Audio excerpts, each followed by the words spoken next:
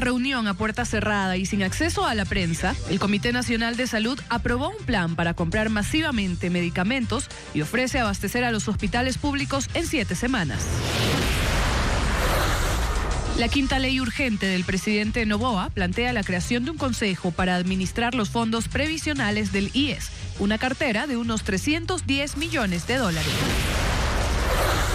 Los alumnos de la Sierra y la Amazonía regresan a clases el lunes. Televistazo muestra cuáles son las nuevas disposiciones para el uso de celulares y uniformes.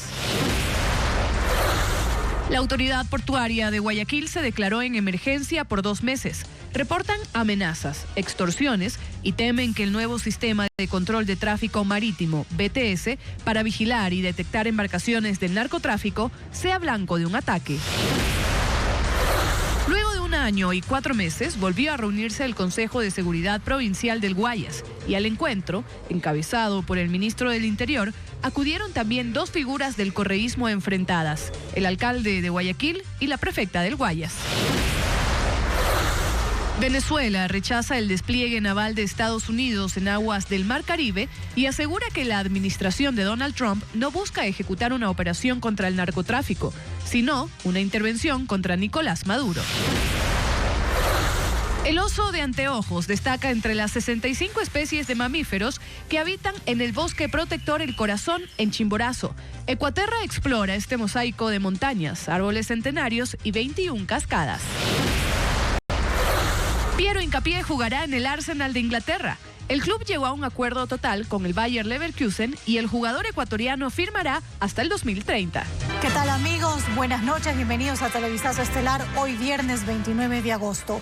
Tras una sesión a puerta cerrada, el Comité Nacional de Salud aprobó la hoja de ruta para la compra masiva de medicamentos. ¿Qué tal, Alejandra? ¿Qué tal, Andrea? Amigos, los lotes de medicina llegarían en 7 semanas a los hospitales públicos. El gobierno ofrece una dotación asegurada para 18 meses, como lo informa Luis Alfredo Zúñiga. La segunda sesión del Comité Nacional de Salud se realizó la mañana de este viernes en Guayaquil a puerta cerrada. Las autoridades del Ministerio de Salud y el IES mantuvieron hermetismo sobre el lugar y la hora. El ministro de Salud, Jimmy Martin, el presidente del directorio del IES, Edgar Lama, la vicepresidenta María José Pinto, la secretaria general de la Administración Pública y Gabinete de la Presidencia, Cintia Yelibert, Saria Moya, ministra de Economía y otras autoridades sesionaron en el hospital del IES de Los Ceibos durante 4 horas. Ahí aprobaron la hoja de ruta para la compra masiva de medicamentos. Aseguraron que ya está en marcha y la dotación debería llegar a los hospitales públicos paulatinamente, a más tardar en 7 semanas. Ya hemos determinado cuáles van a ser los requisitos para poder ser proveedor de la red pública. Ya hemos determinado con exactitud cuánto necesitamos y de qué medicamentos y dispositivos.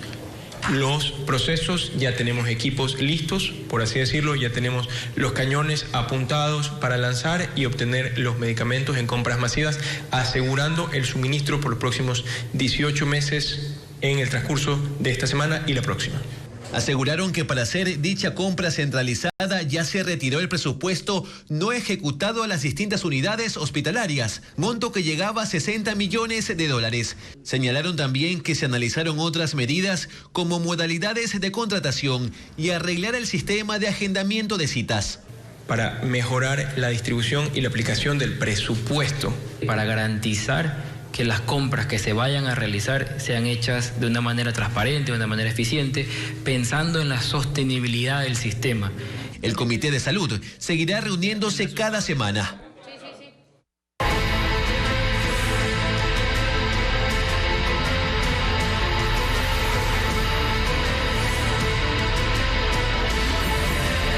Ley del IES.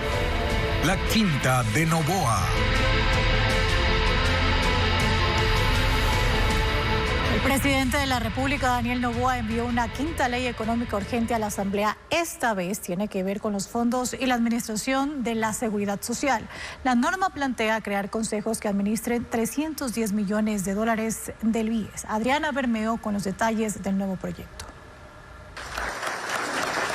El presidente Daniel Noboa envió a la Asamblea Nacional un quinto proyecto de ley económico urgente relacionado con la seguridad social. Lo llamó Ley de Fortalecimiento y Sostenibilidad Crediticia. Uno de los temas más relevantes es la creación de los consejos administrativos que se encargarán de manejar los fondos de ahorro a largo plazo del Banco del IES, conocidos como fondos complementarios previsionales cerrados.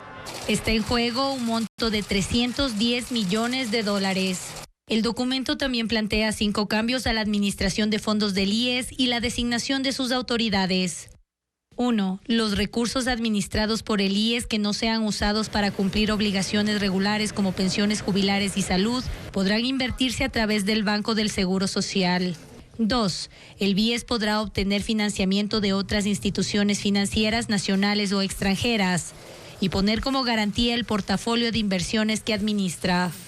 3. Reactivar o liquidar negocios fiduciarios si no han cumplido con su objetivo en 24 meses.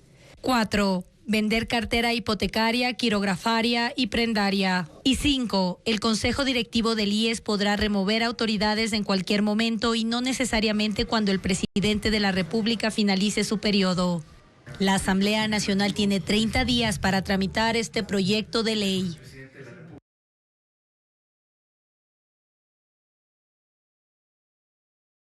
Opiniones divididas sobre su impacto y constitucionalidad. Hernán Higuera consultó a analistas quienes advierten sobre la posible ilegalidad del proyecto, mientras otros consideran necesario precisar sus objetivos económicos.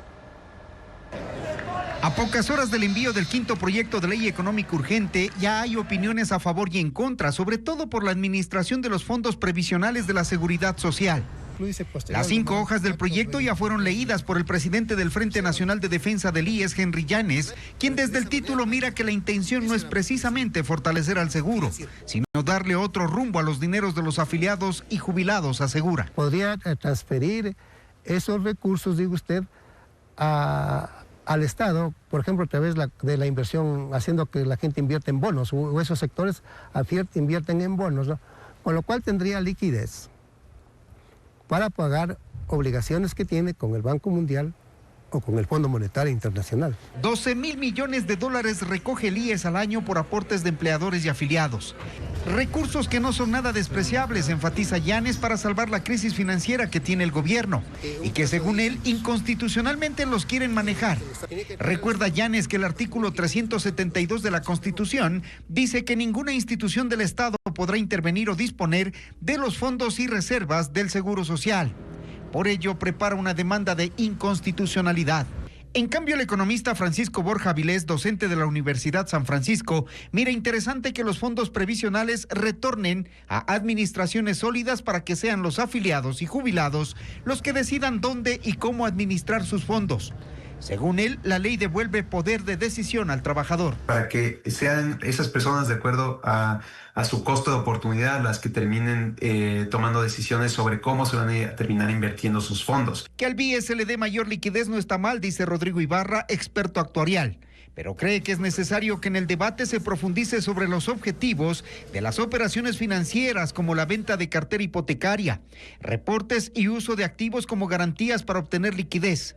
Es necesario, dice el experto, que se diga cuál será el destino de los recursos que se alcancen. ¿Le van a exigir al BIES que siga comprando bonos del Estado?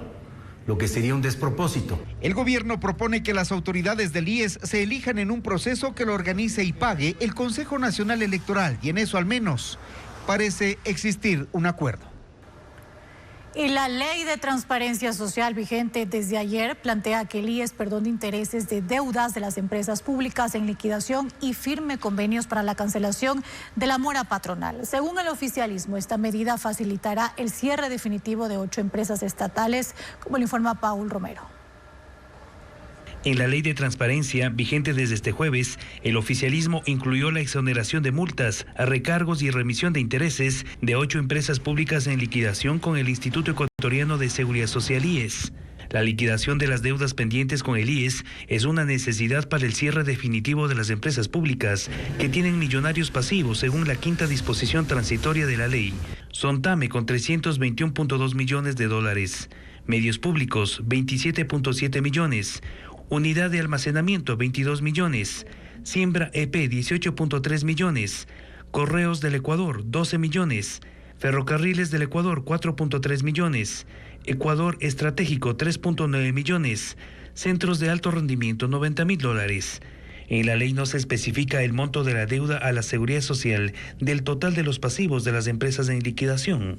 Desde este jueves, sus representantes tienen 30 días para entregar al IES la información pertinente y el IES otros 30 días para actualizar los registros de las obligaciones laborales, pagos de aportes, fondos de reserva de empleados y trabajadores.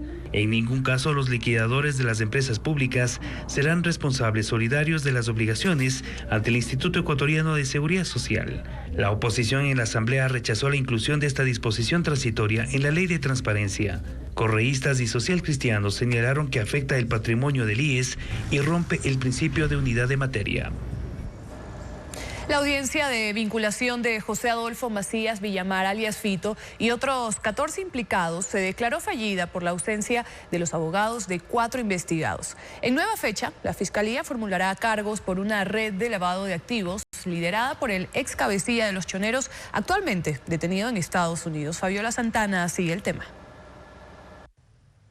La audiencia en la que se iba a procesar por lavado de activos a José Adolfo Macías Villamar, alias Fito, otros 10 miembros de su familia y 4 empresas fue declarada fallida porque 4 investigados no designaron abogados. La jueza Carol Zambrano nombró a una defensora pública que actuará en próximas diligencias. La instrucción fiscal del caso Blanqueo Fito inició el 2 de junio pasado con la detención de su actual pareja Verónica Briones, quien ya estaba en la cárcel, los padres y hermanos de ella y un hermano y un cuñado de Fito. Ahora se extenderá a los padres del cabecilla de los Choneros, Ramón Macías y Violeta Villamar, su expareja Mariela Peñarrieta, sus hijos Michelle y Jair Macías, su hermano Ronald y 3 cuñados. La investigación se originó con base en un informe de la Unidad de Análisis Financiero UAFE que detectó movimientos irregulares por $24 millones mediante 4 empresas fachada relacionadas a su círculo familiar, dinero que provenía del narcotráfico. Solo Briones y Peñarrieta ingresaron irregularmente al sistema financiero $2.4 millones entre 2016 y 2023. La Fiscalía había anticipado que el entonces cabecilla de los Choneros no posee fuente de ingreso registrada, pero su patrimonio y el de su familia incrementó notable, inusual e injustificadamente. Ahora se espera nueva fecha para la audiencia de vinculación. Alias Fito será procesado en ausencia porque fue extraditado a Estados Unidos luego de su recaptura. En ese país enfrenta 7 cargos por tráfico de droga y armas. Venezuela rechaza el despliegue naval de Estados Unidos en aguas del Mar Caribe. Aseguran que la administración Trump no busca ejecutar una operación contra el narcotráfico, sino justificar una intervención contra Nicolás Maduro. Por su parte, supervisa una serie de ejercicios militares con centenares de tropas en Caracas. Estados Unidos refuerza sus operativos navales contra el tráfico de drogas y el anuncio del envío de más naves de guerra a la zona sur del Caribe mantiene altas las tensiones con Venezuela. El crucero lanzamisiles USS Lake Erie fue grabado hoy en el puerto de Balboa en Panamá y es una de las 8 embarcaciones entre misileras, un buque de asalto anfibio, naves de transporte y desembarco, con aviones y helicópteros de patrullaje y hasta un submarino que han llevado a Nicolás Maduro a pedir la intervención de Naciones Unidas.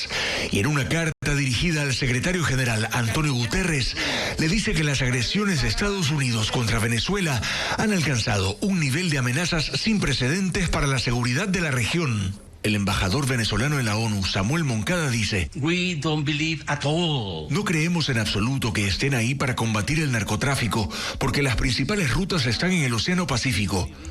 Señala que su país está libre de cultivos y laboratorios, aunque admite que el narco en Venezuela es de menos del 5% del que circula en el mundo. Venezuela es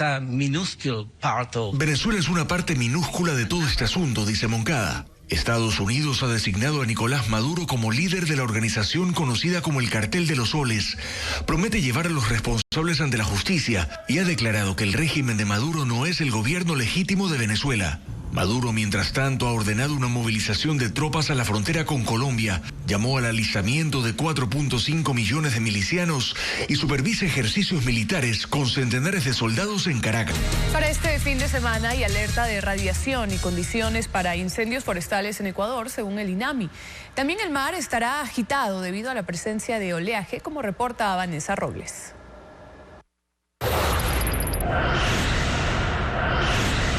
El Instituto Nacional de Meteorología e Hidrología, INAMI, advierte que desde el mediodía de este viernes hasta el lunes 1 de septiembre se registrarán altas temperaturas y radiación ultravioleta durante el día, principalmente en Manabí, Los Ríos, Guayas, Santa Elena y El Oro en la costa, con temperaturas entre los 30 y 35 grados, mientras que en la sierra, Imbabura, Pichincha, Tungurahua, Cotopaxi, Azuay y Loja serán las más afectadas, con temperaturas entre los 21 y 26 grados, mientras que en la Amazonía, el impacto será en Sucumbíos y Orellana. La temperatura variará entre los 29 y 34 grados. Asimismo, como parte de la época seca que atraviesa el país, se reportan noches frías que durarán hasta septiembre, informó la entidad. Esto, combinado con la disminución de humedad, baja probabilidad de lluvia y ráfagas de viento, generarán condiciones favorables a incendios forestales. Este sábado se prevé un estado de mar agitado debido a la llegada de oleajes desde el suroeste hacia las costas del país, con periodos entre 19 y 20 segundos, informó el INOCAR. En Manabí, Santa Elena y Guayas, las olas podrían llegar hasta los 2 metros 30 centímetros de altura, mientras que en Galápagos bordearían los 2 metros 40 centímetros. Sin embargo, del domingo 31 de agosto al lunes 1 de septiembre, el estado del mar cambiará de agitado a moderado.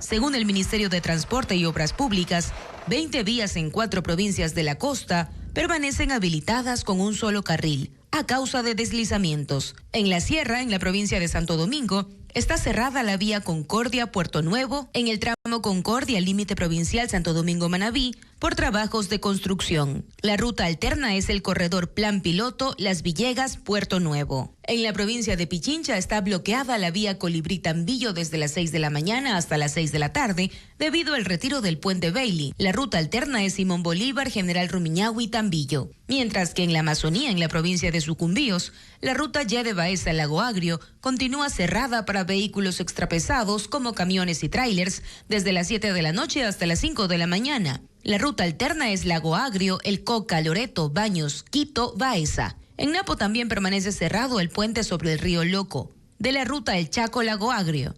La ruta alterna es Lago Agrio, Coca, Chontapunta, El Chaco. Videos difundidos en redes sociales muestran presuntos cobros indebidos a turistas en el Nevado Chimborazo. Comuneros habrían exigido $45 por una guianza, pese a que el ingreso a las áreas protegidas del país es gratuito, lo que ha generado preocupación y, por supuesto, denuncias. Nos vacunaron para entrar al Chimborazo. En redes sociales circulan videos que denuncian cobros indebidos a visitantes del Nevado Chimborazo. En las imágenes se ve a turistas que fueron abordados por comuneros y obligados a pagar $45 por guianza turística. En los últimos días, varias publicaciones similares han generado preocupación entre quienes llegan a la reserva de producción de fauna Chimborazo. Televistazo acudió al lugar. Allí los 40 comuneros de la parroquia San Juan que administran el primer refugio explicaron que desde 2015 tienen un permiso del Ministerio de Ambiente para ofrecer el servicio de guías certificados, por el que cobran precisamente $45. Señalan que, aunque el ingreso a los parques nacionales es gratuito, el reglamento oficial de turismo de áreas protegidas establece que los grupos de más de 15 personas que superen el primer refugio a 4.800 metros de altitud deben contar con un guía autorizado. No se paga el ingreso, el ingreso no tiene un centavo de costo. Grupo organizado, ellos sí tienen que adquirir acá, pasado de 15 a 16 personas que tengo entendido, y esas son normativas que el mismo ministerio aprobó o tiene.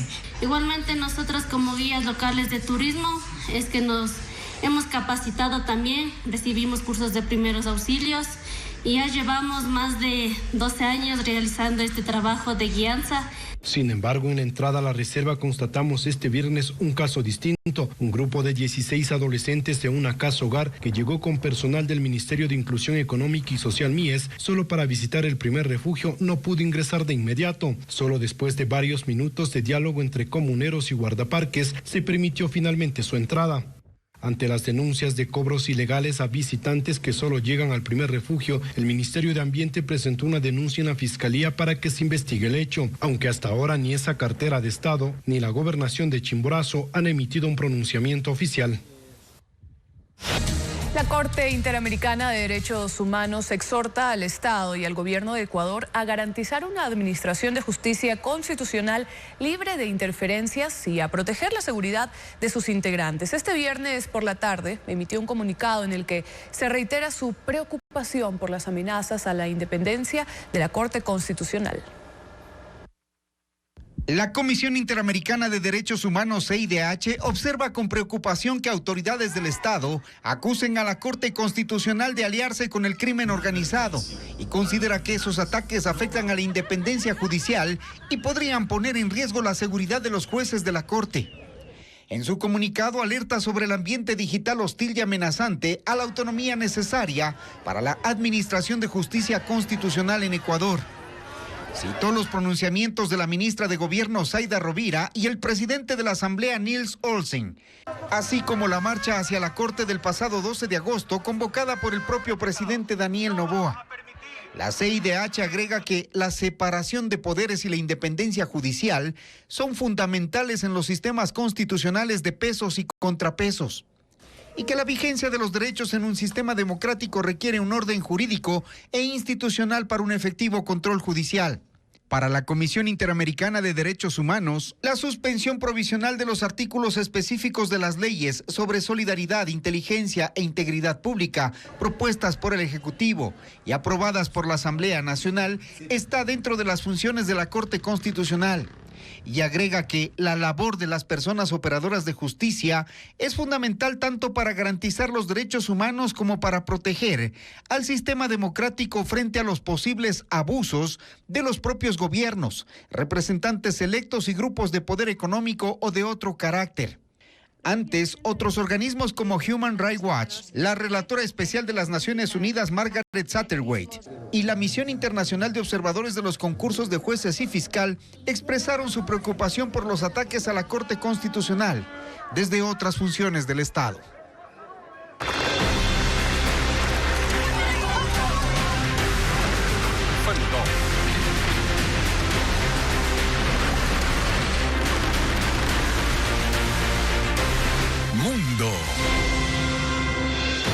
El ejército de Israel asegura que el grupo Hamas como organización terrorista se ha debilitado y que ahora ejecuta acciones propias de una guerra de guerrillas.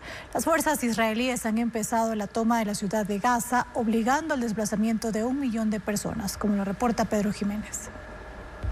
El ejército israelí desarrolla las primeras etapas del asalto a la ciudad de Gaza, empezando por la periferia, en localidades como Zeitún y Jabalia, entre otras. Han calificado a esa región como centro de operaciones militares y políticas del grupo Hamas, que según el portavoz de las fuerzas de defensa, libra ahora una guerra de guerrillas. También será derrotada en ese campo, declaró, e insisten en que casi 1 millón de personas salgan de ahí. Para la mayoría no será la primera vez en calidad de desplazados. Isra al-Absi dice, esta es la 10ª vez que abandonamos nuestro hogar. Nos dirigimos al sur. Y Mohamed Kali narra cómo desde que comenzó el conflicto han ido de un lugar a otro. Durante el primer desplazamiento fuimos de Gaza a Dir al-Balá, de ahí a Al-Bureij, a Han Yunis, a Rafa y luego de vuelta a Han Yunis. Tras el último alto al fuego regresamos a Gaza y ahora estamos de vuelta en Zawaida. Dios sabe dónde será el próximo desplazamiento. Ponen sus pertenencias en vehículos o en carretas para dirigirse por ahora al sur de la Franja de Gaza. La Agencia de Naciones Unidas para los Refugiados Palestinos alerta del riesgo de una ofensiva total de Israel en Gaza. El comisionado general Philippe Lazzarini señala que si la operación militar se realiza en medio de esta población, eso añadirá más sufrimiento, causará más muertes y será un desastre total. La nueva ofensiva de Israel en Gaza busca además liberar a los rehenes y recuperar los cuerpos de los que han fallecido en cautiverio. Las fuerzas de defensa indicaron hoy que consiguieron retornar 2 cadáveres de víctimas del grupo Hamas durante el ataque terrorista de octubre de 2023. Uno de los cuerpos corresponde a Ilan Weiss, de 56 años, mientras que la identidad del otro aún no ha sido revelada. Según un comunicado militar, Weiss perdió la vida durante el atentado. Su esposa y su hija también fueron secuestradas y permanecieron cautivas hasta noviembre de 2023, cuando fueron liberadas como parte de una tregua temporal. Brasil ejecutó una mega operación contra el crimen organizado. Desmanteló una red de lavado de dinero liderada por miembros de la peligrosa banda Primer Comando Capital, que controlaba refinerías y gasolineras para generar recursos ilícitos y blanquearlos a través de fondos de inversión. Fue un mega operativo de la Policía Federal de Brasil que movilizó a 1.400 agentes en 8 estados para frenar un esquema multimillonario de lavado de dinero. La organización criminal Primer Comando Capital, considerada la banda más grande y peligrosa de Brasil, blanqueó más de 9.500 millones de dólares entre 2020 y 2024. Según el Ministerio de Hacienda, el grupo creó una red de importación y venta de combustible a través de más de 1.000 gasolineras y ramificaciones en países vecinos.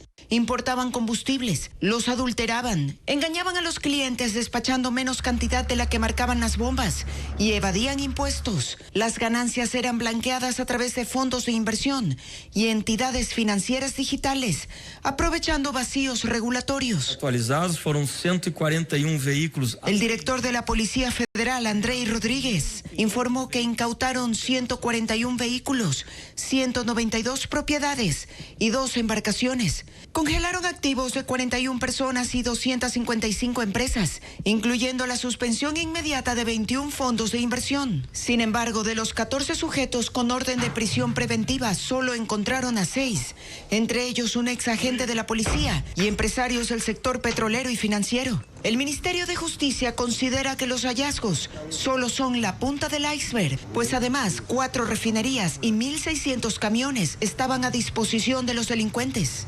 Uno de los objetivos de la operación fue la gestora de fondos brasileña, REAC Investimentos, una de las más grandes del país. En un comunicado, la entidad indicó que está colaborando con las autoridades. Estados Unidos eliminó la exención arancelaria para importaciones de un valor menor a $800. La medida, conocida como de minimis, ha sido eliminada y desde hoy todos los paquetes pagarán impuestos. Según el gobierno de Trump, esta excepción representaba una falla catastrófica que era utilizada, entre otras cosas, para enviar opioides sintéticos. El gobierno de Donald Trump eliminó la llamada exención arancelaria de minimis, por lo que a partir de este viernes 29 de agosto, todos los paquetes con un valor entre $100 y $800 que ingresen a Estados Unidos estarán sujetos a aranceles, al igual que el resto de las importaciones. Se aplicarán los impuestos acorde al arancel fijado para cada país o región. Así, estos envíos menores de la Unión Europea pagarán un arancel del 15%, mientras que los de India y Brasil pagarán hasta el 50%. La Casa Blanca afirma que la exención representa una falla catastrófica que permitía evadir gravámenes, pero también facilitaba el envío de opioides sintéticos y otros productos peligrosos. De acuerdo con la Oficina de Aduanas y Protección Fronteriza, los pequeños paquetes concentraron en 2024 el 98% de los narcóticos detectados, 97% de falsificaciones, incluidos zapatos, carteras y joyas, y el 70% de productos peligrosos para la salud, como cosméticos y medicinas no reguladas. La medida ha provocado problemas logísticos, lo que llevó a que al menos 25 países suspendieran sus servicios postales hacia Estados Unidos. Este es un duro golpe para plataformas como Temu, Shein y para pequeñas y medianas empresas que usaban este régimen para reducir costos. Solo en 2024 ingresaron a Estados Unidos 1.360 millones de paquetes bajo esta modalidad, equivalentes a $64.400 millones. Xiaomi presentó la versión beta de HyperOS 3 con mejoras en la interconexión entre dispositivos y experiencia de usuario. Además, OpenAI lanzó un modelo de inteligencia artificial para el rejuvenecimiento celular, un avance en tratamientos y prolongación de la vida. Sofía Molina con el detalle de las novedades tecnológicas. El gigante tecnológico chino Xiaomi lanza su primera versión beta de su sistema operativo HyperOS 3, que mejora la interacción entre personas y sus dispositivos. Con actualizaciones en diseño y rendimiento, esta innovación trae funciones impulsadas con inteligencia artificial para optimizar la experiencia del usuario. Es más ágil y rápida. Además, tiene una mejor gestión de la batería. 3.000 ingenieros trabajaron en el desarrollo para facilitar la interconexión de relojes, tablets, dispositivos inteligentes para el hogar del ecosistema Xiaomi y vehículos. Un nuevo avance en biotecnología viene de la mano de OpenAI. La empresa presentó GPT-4B Micro, un modelo de inteligencia artificial capaz de rediseñar proteínas vinculadas al rejuvenecimiento celular 50 veces más rápido. Se basa en el trabajo con actores de Yamanaka, proteínas capaces de transformar células adultas en células madre, las cuales pueden convertirse en diferentes tejidos del cuerpo humano.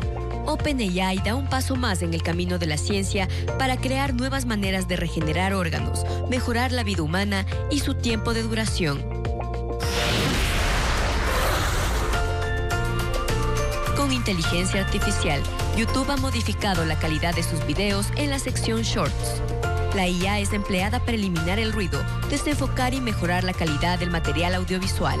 Se trata de tecnología experimental para aprendizaje automático de la plataforma.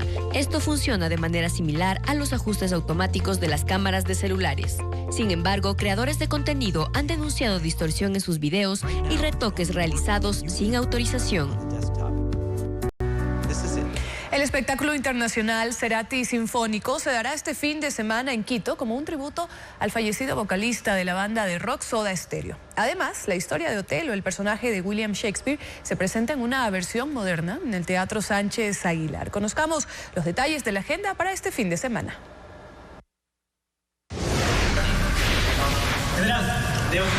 El motivo de la urgencia. Es más, la ciudad entera lo conoce. El Teatro Sánchez Aguilar presenta la obra Otelo hasta este sábado 30 de agosto. Protagonizada por Jocelyn Gallardo, Ricardo Velástegui y Alejandro Fajardo, es una puesta en escena intensa que combina las emociones con una estética contemporánea. Bajo la dirección de Ignacy Vidal, la trama se enfoca en una sociedad regida por el ansia de poder a cualquier costo. Las funciones empiezan a las 8 de la noche.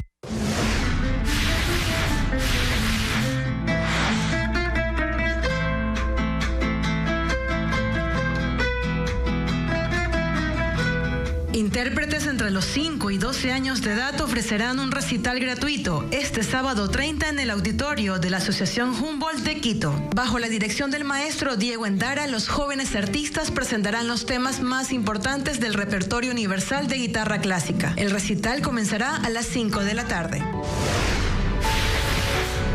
El abogado Felipe Rodríguez Moreno mezcla en su novela debut una trama político-criminal con una historia íntima de trauma y venganza. En férreos ejércitos construirán el abismo. La voz del autor se mimetiza con la de sus personajes ficticios al hablar de Bukele, o de Lebuque, como lo llama en su obra, y su guerra sin cuartel contra los pandilleros.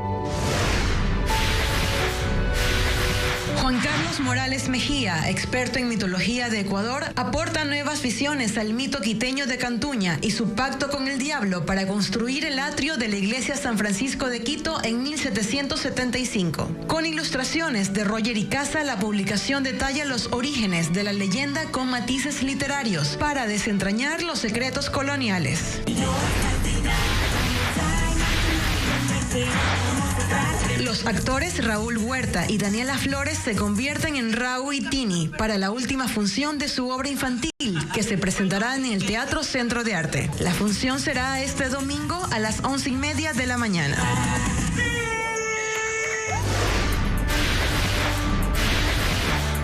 La carrera Ruta de los Puentes combina la actividad deportiva con un recorrido por los paisajes de Cuenca. Desde el Puente Roto, junto al río Tomebamba, los competidores avanzarán 10 kilómetros, pasando los puentes del Vado, Sagrados Corazones, entre otros escenarios. Bandas en vivo de rock y DJs animarán la ruta para los participantes. La salida será el domingo a las 6 de la mañana, previa inscripción.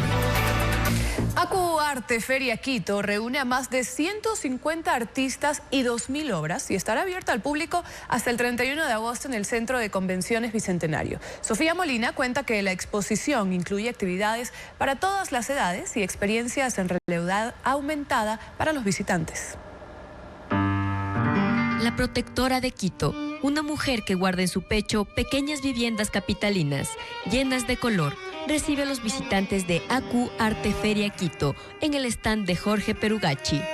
En más de 40 años de trayectoria, el artista otavaleño juega con el color de sus pinceladas en un homenaje a la mujer. La mujer como el ejemplo de vida que es, y a la mujer no como objeto, sino a la mujer como sujeto de cambio de algo positivo. También encontramos a las aves de la comarca quiteña, colibríes, quilicos, gorriones, junto al emblemático cóndor, en un retrato de las aves que habitan la capital. Como dijo el padre Juan de Velasco hace 230 años, hay tantas alas aquí, hay tantas aves que si no hubiera nada más vivo, ya mostraríamos al reino lleno de habitadores. Se trata de la feria que reúne a más de 150 artistas y 2.000 obras en su cuarta edición. Estará abierta hasta el domingo 31 de agosto en el Centro de Convenciones Metropolitano de Quito.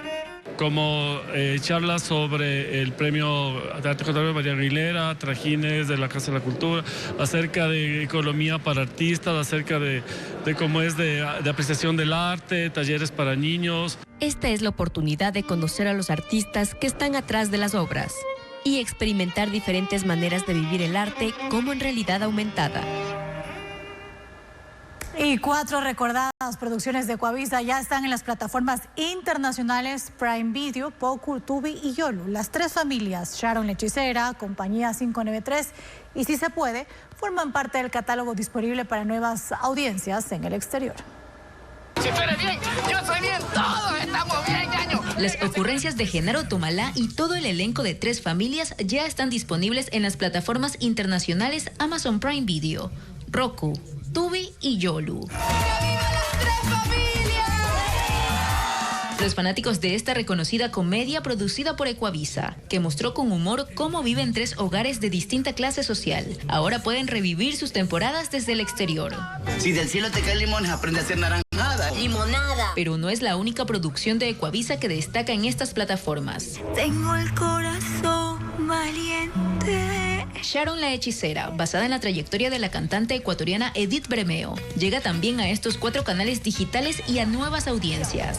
Sharon la Hechicera. El catálogo además incluye la historia de amor entre 2 bomberos que protagonizaron la recordada telenovela Compañía 593. La 4ª producción disponible es Si se puede, que relata la primera clasificación de Ecuador a un mundial de fútbol. Estas negociaciones con las plataformas internacionales se concretaron bajo el liderazgo de Ana Cecilia Alvarado, gerente general de Ecuastudios. Se ganan en la cancha, que los ecuatorianos se respetan. Historias hechas en Ecuador, que ahora se exhiben en el mundo con el sello de Ecuavisa. Vamos a dejarlo todo en la cancha. Una investigación reveló que en la Amazonía los peces están contaminados con metales pesados que impactan la salud humana. La minería, el petróleo y la agricultura son las posibles fuentes de esta contaminación. Diego Puente con el informe.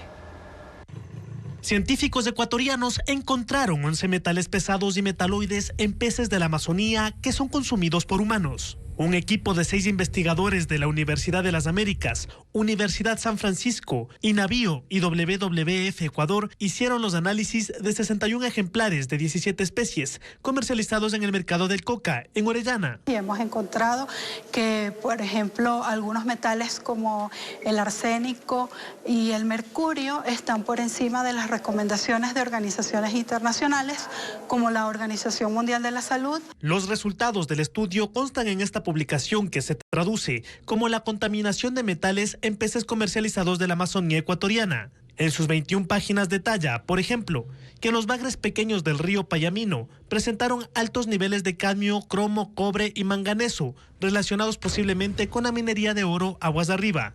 Y los bagres grandes mostraron una mayor acumulación de mercurio y arsénico, que podría tener relación con actividades humanas, como uso de pesticidas, descarga de aguas hervidas y actividad petrolera, según los investigadores. Aunque los peces eran comercializados en El Coca, una de las ciudades más pobladas de la Amazonía, fueron pescados en distintos afluentes. Provenían del río Napo, del río Aguarico, del Payamino y del Putumayo. La investigación duró 1 año. Para garantizar los resultados, los análisis se hicieron en 2 temporadas distintas.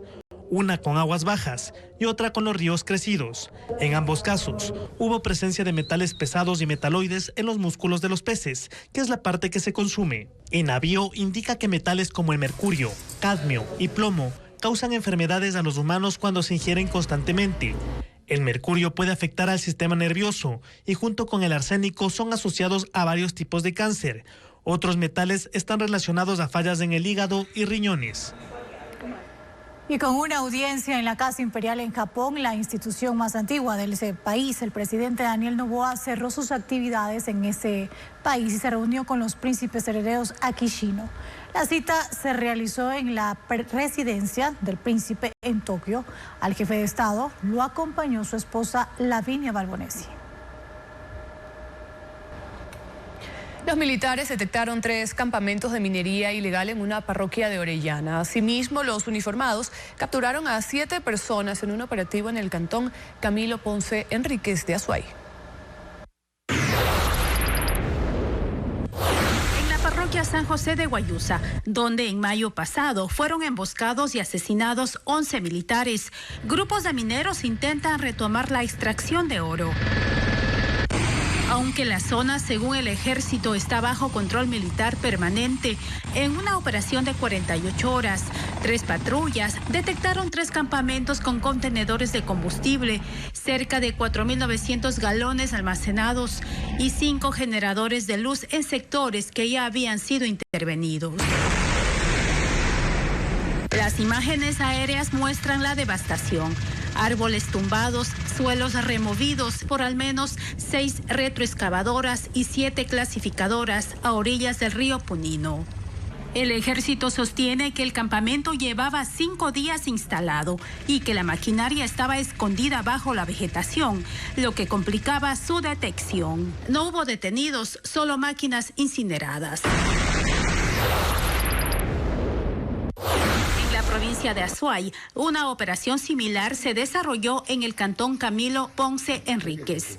Allí decomisaron explosivos usados en minería ilegal, 300 tacos de nitrato de amonio, 100 metros de mecha lenta y 173 explosivos industriales de alta potencia.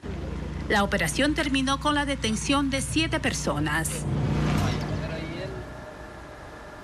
Mientras en el oro se decomisó 6.300 cuerpos disecados de caballitos de mar, la policía allanó 2 domicilios y encontró otras especies marinas. Además, en Guayaquil se desarrolló un operativo en el norte que dejó 11 detenidos. Estefanía Arias con el resumen de estos hechos. Ciudadanos alertaron a la policía de un olor nauseabundo en una vivienda en el cantón Huaquillas, en El Oro. Cuando los agentes allanaron el inmueble, encontraron cartones envueltos en fundas negras y en su interior 6.300 cuerpos disecados de caballitos de mar. También allanaron otro domicilio donde encontraron un pepino de mar y equipos para empaquetar. 2 personas fueron detenidas y las especies marinas fueron entregadas al Ministerio del Ambiente.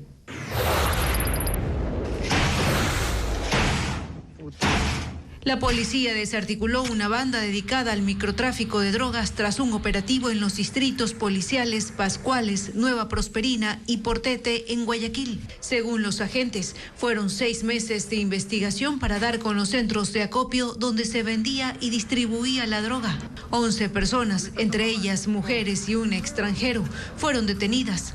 En los 10 allanamientos decomisaron 9.500 gramos de cocaína, armas, municiones y un vehículo.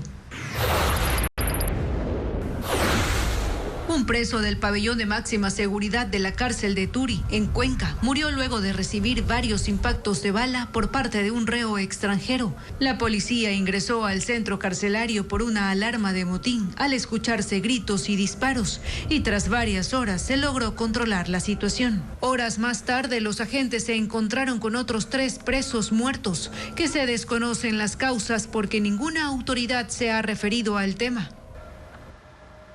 Autoridades investigan una red que comercializaba fármacos de forma irregular en los exteriores del Hospital Monte Sinaí en Guayaquil. Damos paso a una cadena dispuesta por el gobierno. Ya regresamos.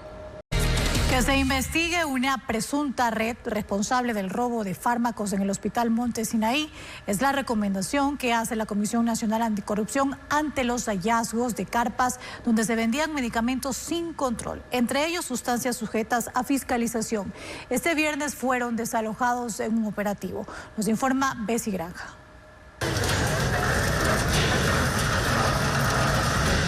Hasta los exteriores del Hospital Monte Sinaí en el noroeste de Guayaquil llegaron funcionarios del municipio y uniformados de la Policía Nacional para desalojar estas carpas.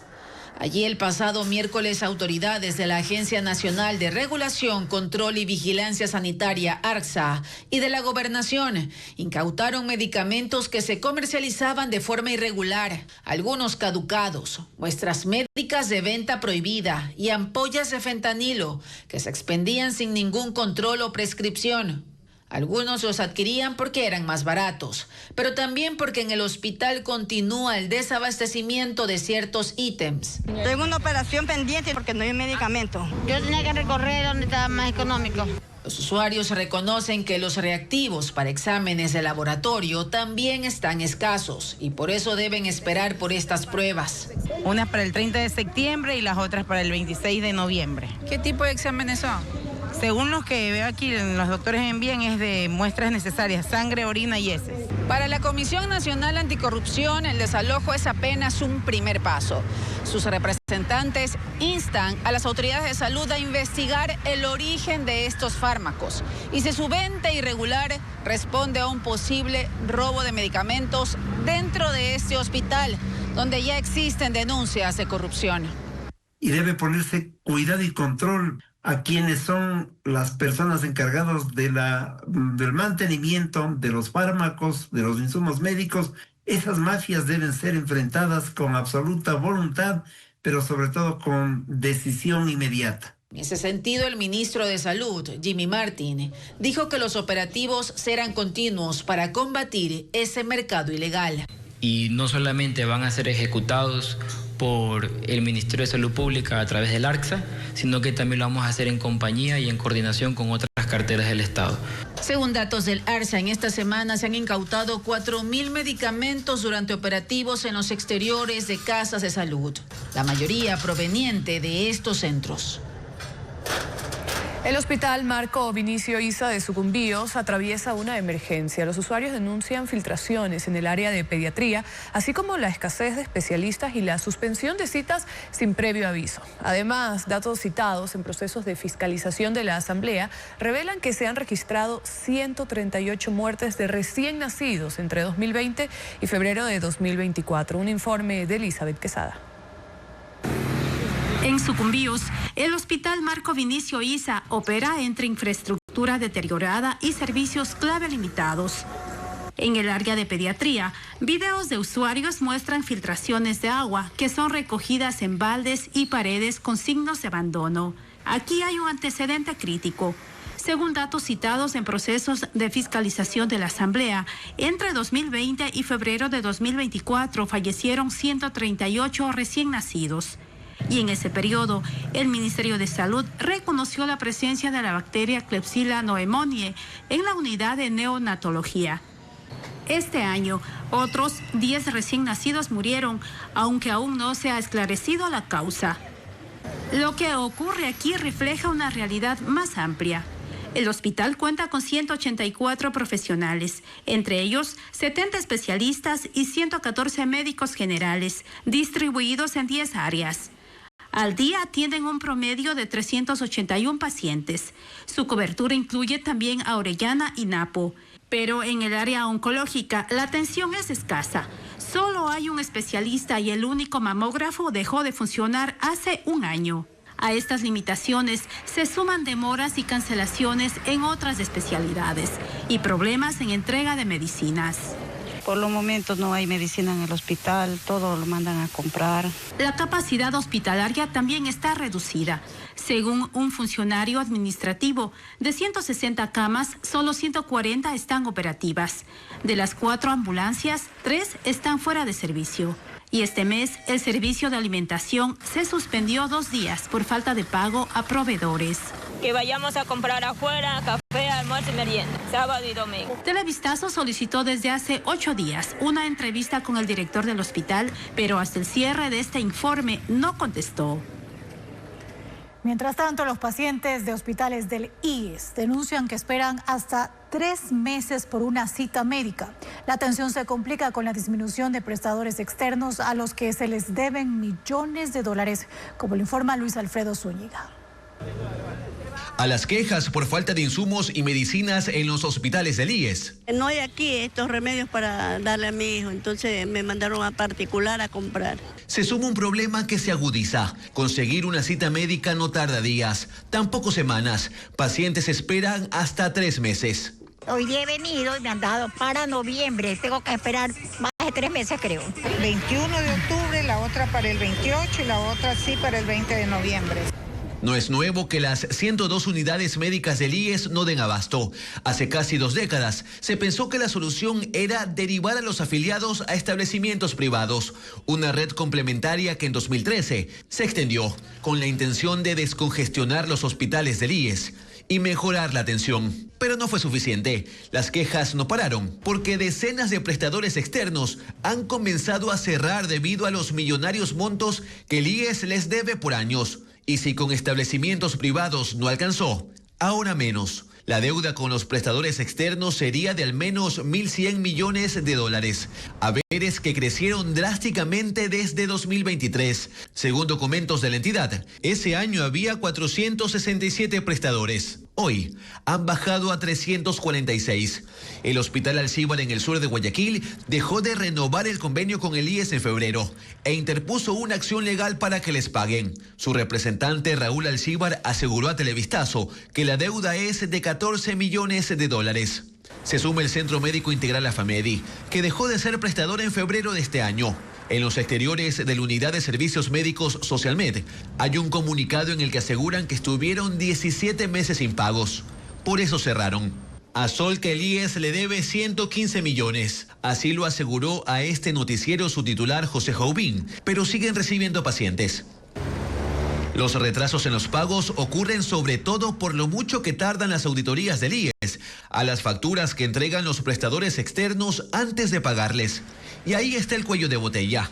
En noviembre de 2024 se hizo un nuevo contrato para otra auditoría. Según cifras del IES, durante el 2025 se han cancelado 419 millones de dólares a los establecimientos privados. Pero los prestadores también podrían ser parte del problema. Informes de Contraloría pusieron en duda los resultados de las auditorías hechas a la facturación de los prestadores externos entre 2018 y 2023. Según el ente de control, hubo proveedores que operaban con permiso de funcionamiento caducado. Otros tenían vínculos con trabajadores del sector público. Y más cuestionamientos. Pese a los retrasos en los pagos, el IES desembolsó 8.800 millones de dólares a los prestadores externos desde 2013. La Contraloría está evaluando volver a investigar. Televistazo ha solicitado un pronunciamiento al presidente del directorio del IES, Edgar Lama, y se está a la espera de una respuesta. El Consejo de Seguridad Provincial retomó sus sesiones en Guayaquil en medio de tensiones políticas. Al encuentro asistió el ministro del Interior, el gobernador, la prefecta del Guayas y 25 alcaldes de la provincia. Estefanía Arias cuenta que los acuerdos alcanzados están enfocados en combatir la violencia y criminalidad. La última vez que hubo esta reunión fue en abril de 2024. El Consejo de Seguridad Provincial retomó este viernes sus sesiones en la gobernación del Guayas, en el centro de Guayaquil, a puertas cerradas y sin acceso de la prensa. La mesa estuvo presidida por el gobernador del Guayas, Humberto Plaza, y el ministro del Interior, John Reinberg. Fueron convocados los 25 alcaldes de la provincia, la policía, las Fuerzas Armadas y otras instituciones públicas, en medio de un incremento de violencia y criminalidad en el país. Básicamente, algunos cantones han pedido que tengan algo más de personal policial, algo más de vehículos. Hubo una propuesta por ahí referente a dónde debería haber unos temas de controles. Ese tipo de información, como comprenderán, muchas de las cosas que hablamos las mantenemos bajo reserva. Pero una de las novedades de esta cita fue el encuentro entre el alcalde de Guayaquil, Aquiles Álvarez, y la prefecta del Guayas, Marcela Aguiñaga. Esto luego de la pugna por la construcción de un puente en el norte de Guayaquil, en el cual hasta el gobierno estuvo incluido en la polémica. Lo que debe estar primero es la gente y, como dijimos a la interna, afuera díganos lo que quieran, pero tenemos que trabajar en conjunto por los guayaquileños y en eso quedamos totalmente de acuerdo todos. Mientras que Aguiñaga prefirió referirse solo a la reunión y las propuestas para combatir la inseguridad. Y lo otro importante, nosotros estamos coordinando los temas de seguridad que tiene que ver con la red vial estatal para disminuir los hechos y eventos delincuenciales. Solo entre enero y julio de este año se reportaron 5.268 homicidios en Ecuador. De estos, 2.547 fueron en Guayas. Este es un primer paso entre el Ejecutivo y los gobiernos seccionales. Les hemos pedido que evalúen retomar los convenios que teníamos con el muy ilustre municipio de Guayaquil y el Ministerio del Interior para que usen la plataforma de tecnología que maneja Segurepe. Que se retome el manejo de camionetas como logística para patrullajes y recorridos. Acuerdos que, según Reinberg, sí se podrán ejecutar. Son 58.000 miembros de Policía Nacional y junto a Fuerzas Armadas son 105.000 aproximadamente que tenemos para atender la seguridad de todo el país. Reinberg dijo que tendrán más consejos de seguridad provincial y serán mensuales. La autoridad portuaria de Guayaquil declaró la emergencia por 60 días tras amenazas de bandas criminales contra personal, embarcaciones e infraestructura en Data Villamil. La medida permitirá contratar de forma directa obras de seguridad para proteger un nuevo sistema de control marítimo clave para combatir el crimen organizado. María Gabriela Carpio nos amplía detalles de la declaratoria. La autoridad portuaria de Guayaquil se declaró en emergencia debido a la violencia criminal y extorsiones. Así lo señala la resolución emitida el 25 de agosto, que advierte de un peligro inminente en el que se encontrarían las personas y la infraestructura. Según el documento, una banda criminal en Data Villamil exigió pagos a la empresa que transporta a los prácticos, personal especializado que guía a los buques, con amenazas de secuestrar a la tripulación y a los operadores y atentar contra las embarcaciones.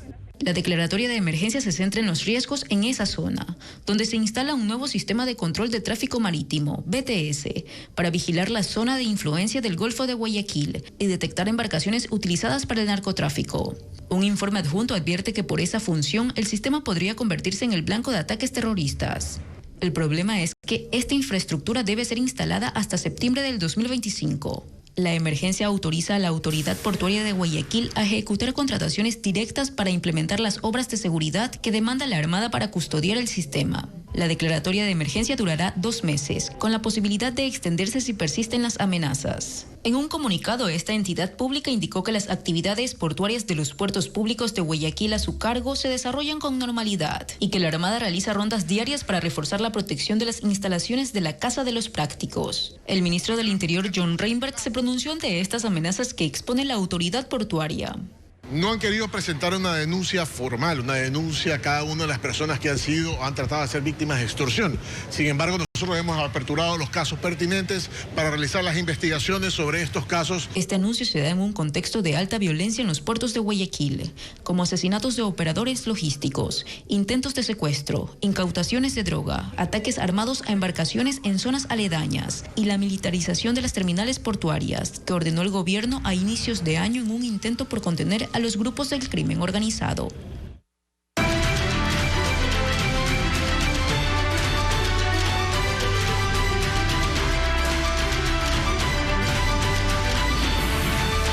Clases. Regreso a las aulas. Estudiantes de la Sierra y Amazonía retornarán a las aulas el lunes. El Ministerio de Educación ha establecido una serie de normas que deben cumplir tanto docentes como alumnos.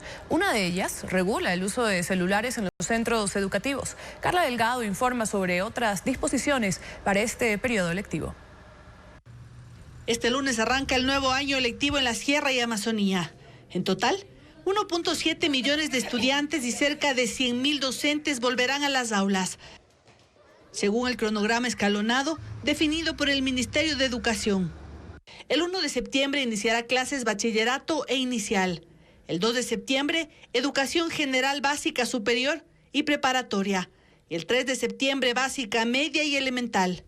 Entre las novedades de este ciclo destaca la incorporación de la asignatura de seguridad, que busca fortalecer la prevención de riesgos. Esta es la 6ª materia añadida por el Ministerio de Educación en los últimos 2 años. El retorno también llega con nuevas normas. El Ministerio dispuso la restricción en el uso de celulares dentro de los planteles. Desde inicial hasta 10º de básica está prohibido. Y en bachillerato se permitirá únicamente para proyectos de investigaciones académicas. Los docentes deberán garantizar el cumplimiento de esta medida. El ministerio recordó que ninguna institución puede obligar a las estudiantes a usar falda. Si no se sienten cómodas, podrán optar por el pantalón que disponga cada plantel. Tampoco se puede imponer la contratación de servicios de transporte escolar ni del servicio de alimentación. Y el uso de cabello corto o largo en los hombres dependerá de las normas de convivencia internas de cada establecimiento.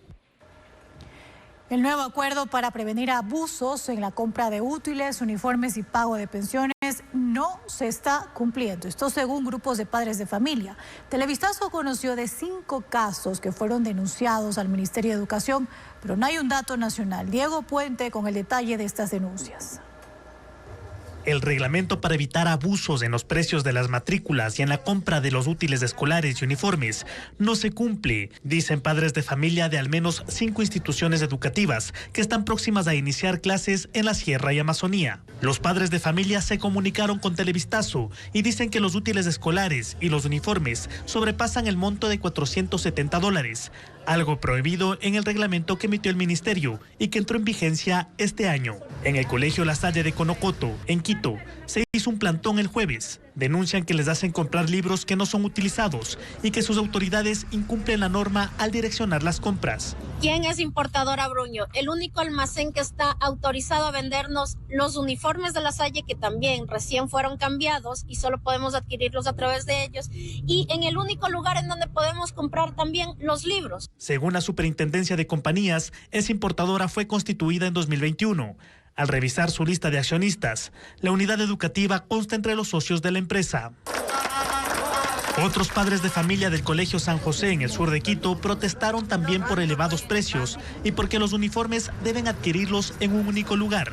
Televistazo consultó al Ministerio de Educación sobre el número total de denuncias recibidas por abusos en cobros. No hubo respuesta.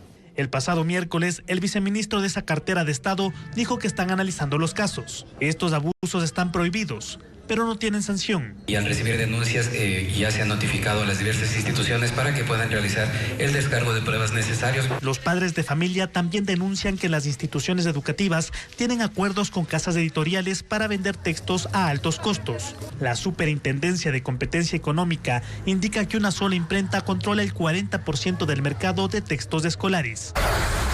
Ibai Llanos, el popular español de 30 años, convirtió un concurso de desayunos en una tendencia global y demostró que el entretenimiento digital puede generar millones. Y el influencer ha compartido con Messi, Bad Bunny y otras celebridades. Además, tiene una comunidad en constante crecimiento. Joel Vanegas explica sobre este fenómeno en redes. Ibai Llanos es el streamer que convirtió un concurso de desayunos en un fenómeno global.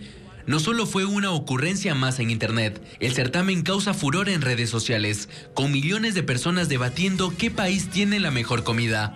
Llanos lleva al menos 8 años creando contenidos y eventos similares.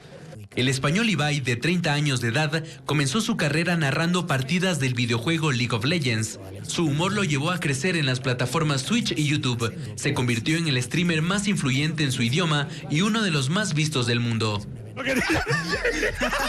Hace reacciones de videojuegos, partidos de fútbol, nuevos hits musicales y entrevistas. Ha tenido encuentros con Bad Bunny, Lionel Messi, Ronaldinho y protagoniza ocurrencias como salir de compras junto al reggaetonero Rauw Alejandro. Organiza eventos que se viralizan, como el Campeonato Mundial de Globos, la Velada del Año, que son combates de boxeo, y la Kings League, que son partidos de fútbol 7. Los últimos 2 eventos son entre streamers, influencers, exjugadores de fútbol y famosos. Le acompañan todos los estereotipos mexicanos. Pues venga. Ha sido galardonado como streamer del año en varias premiaciones. Ganó como la mejor organización de un evento en 2022 con la Velada del Año. Ibai transformó el entretenimiento digital en un negocio millonario. Según reportes en plataformas digitales, gana al menos $6 millones al año entre monetización en redes sociales, patrocinios, marcas y eventos. Su patrimonio ronda los $15 millones. Y una más, dale, bien arriba. ¡Fuera! ¡Buen trabajo! Hace unos meses, Ibai sorprendió a su comunidad al compartir su cambio físico. Mostró paso a paso el proceso de su transformación en 123 videos que tuvieron 2.000 millones de visitas. Bajó 52 kilos en un año y en redes generó conversación su honestidad al mostrar el esfuerzo y la disciplina detrás del cambio. Ibai se ríe de sí mismo, su contenido es auténtico y es un personaje que pone a debatir a millones de personas sobre cualquier tema en internet. Que hemos añadido también el huevo.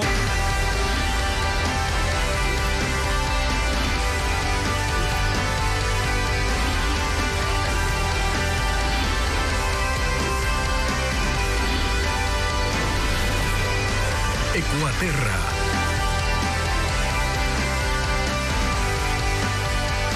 El Corazón es uno de los bosques protectores más importantes de Chimborazo. Su extensión de 1.500 hectáreas sostiene fuentes de agua que abastecen a comunidades.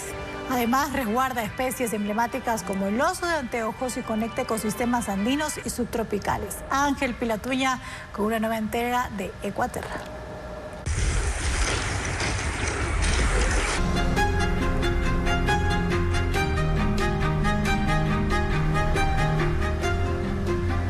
Y con estas hermosas imágenes llegamos a la parte final de nuestra entrega en Televistazo Estelar. Desde este lunes, 1.7 millones de estudiantes regresan a clases en el régimen Sierra Amazonía, que será de manera escalonada. En Ecuavisa.com puede obtener información detallada. Además, este fin de semana hay alerta de radiación y condiciones para incendios forestales. También el mar estará agitado debido a la presencia de oleaje. Gracias por su sintonía, amigos. Que tengan muy buenas noches.